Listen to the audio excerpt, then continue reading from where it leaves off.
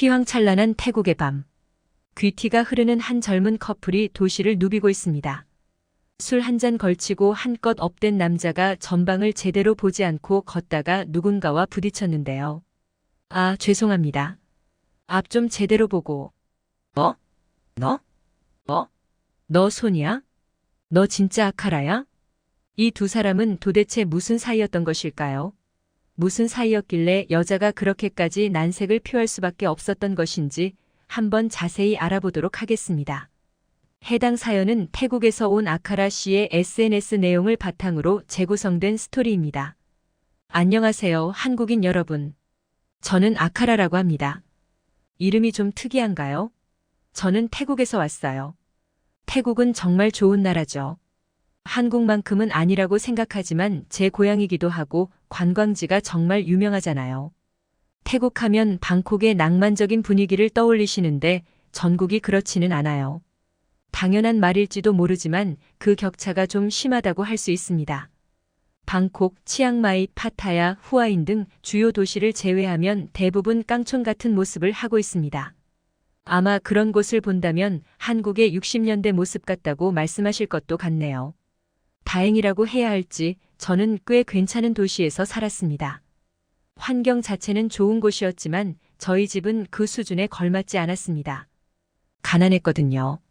차라리 주민 모두가 가난한 동네였으면 다 그런가 보다, 다 이렇게 사는구나 했을 텐데 다른 사람들은 안 그렇다는 걸 아니까 수치심과 자괴감 등 안 좋은 감정이 많이 들더라고요. 가난해도 학교는 다닐 정도는 되었죠. 제가 다녔던 학교에는 잘 사는 집 아이들, 못 사는 집 아이들이 뒤섞여 있었어요. 저는 못 사는 집 아이였기 때문에 친구가 없었습니다. 물론 못 사는 애들끼리 친구하긴 했죠. 그건 모두 학교 밖에서의 일이었습니다. 학교에서는 무시당하기 일쑤였죠. 하지만 그런 저에게도 좋아하는 사람이 있었어요. 그녀의 이름은 소니아. 평범한 아이였지만 저에게만은 특별했습니다. 학교에서 인기 있는 여자아이는 따로 있었죠. 집도 잘 사는데 얼굴까지 예쁜 그런 애들이 있었거든요. 소니아네 집은 적당히 사는 수준이었고 외모도 그렇게 눈에 띄지 않았어요. 말 그대로 평범했습니다. 제가 소니아를 좋아한다는 것을 동네 친구에게 이야기했더니 친구가 그러더군요. 소니아 정도면. 소니아도 너 좋다고 할걸? 넌 그래도 내세울 만한 게 있잖아. 얼굴이 잘생겼잖아. 그런가. 친구의 긍정적인 피드백에도 처음에는 차마 말할 수 없었죠. 그렇게 1년을 전전긍긍하며 바라만 봤습니다. 고백할 결심이 섰을 때는 제 나이가 16이었어요.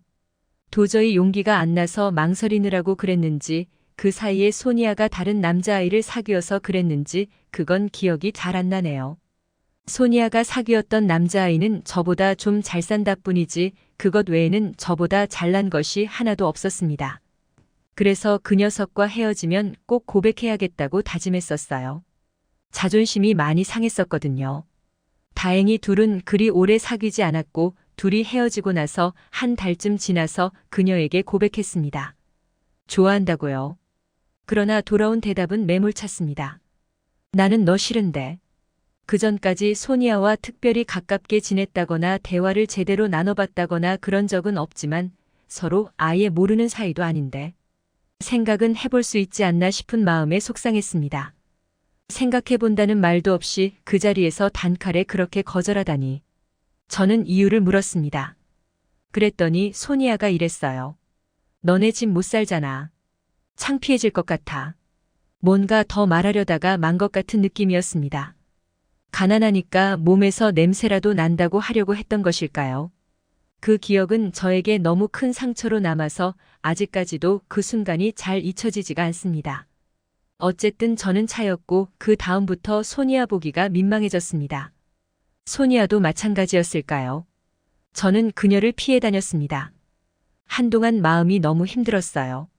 제 다른 부분이 싫어서 만나지 않는 거라면 그렇게까지 슬프지는 않았을 텐데 제 힘으로 어쩔 수 없는 것 때문에 제가 싫다고 하니 무기력한 기분이 들었거든요.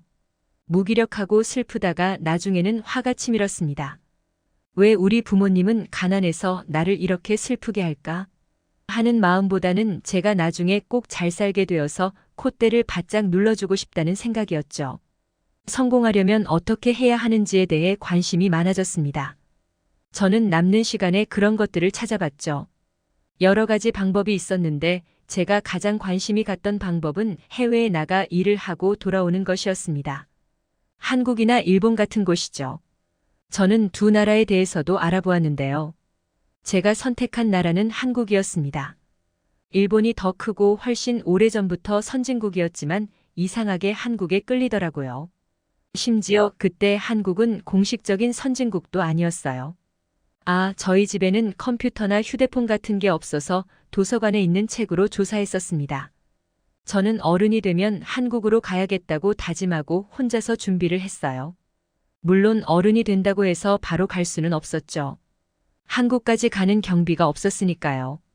부모님에게 말씀은 드렸지만 지원이 어려울 거라고 하시길래 제가 마련해서 다녀오겠다고 했습니다. 그랬더니 부모님이 저한테 미안하다고 하시더라고요. 미안하다, 아카라. 엄마랑 아빠가 잘 살았으면 내가 그렇게 고생하지 않아도 됐는데. 아니에요. 지금까지 잘 키워주셨잖아요. 저는 정말 괜찮아요. 저는 일이란 일은 닥치는 대로 다 하면서 돈을 모았습니다. 한국에 가야겠다는 그 일념 하나로 매일을 살았더니 돈은 생각보다 금방 모였어요. 딱 한국에 갈 경비 정도였죠. 저는 일을 하면서 좋은 인연도 많이 맺었습니다. 그중 한 분이 저에게 한국에 갈 수 있는 다리를 놓아주셨죠. 그분을 통해 한국 공장 일자리를 찾았고 저는 망설임 없이 한국으로 떠났습니다. 일자리뿐만 아니라 숙소까지 지원해주는 곳이어서 얼마나 감사했는지 모릅니다. 수도권은 아니었지만 저한테 그런 건 아무 상관이 없었죠. 공장 일은 처음 해보는 거였지만 걱정과 다르게 금방 일을 익혔고 열심히 일했습니다. 열심히 일하는 제 모습이 좋았어요. 목적을 이루기 위해 달려가는 제 모습에 취약이라도 한 것처럼 더 열심히 했습니다. 저 같은 외국인 노동자들이 많았는데 물론 한국인들도 많았죠. 그리고 사무 업무만 맡아서 하는 사람들이 있었어요. 그들은 모두 한국인이었습니다. 그 중에 참 예쁜 사람이 있었는데요. 와, 정말 예쁘다. 여기서 끝이었습니다. 그 사람이 예쁜 건 저랑 아무런 상관이 없는 일이니까요. 그녀의 이름은 소정이었습니다.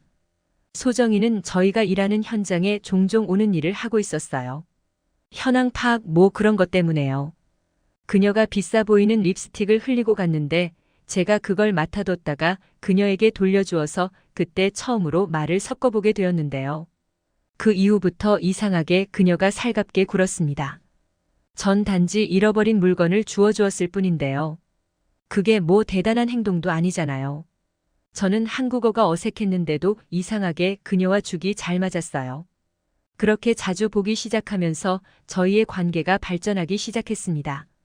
식사를 같이 하는 것은 물론 휴일에 따로 만난다거나.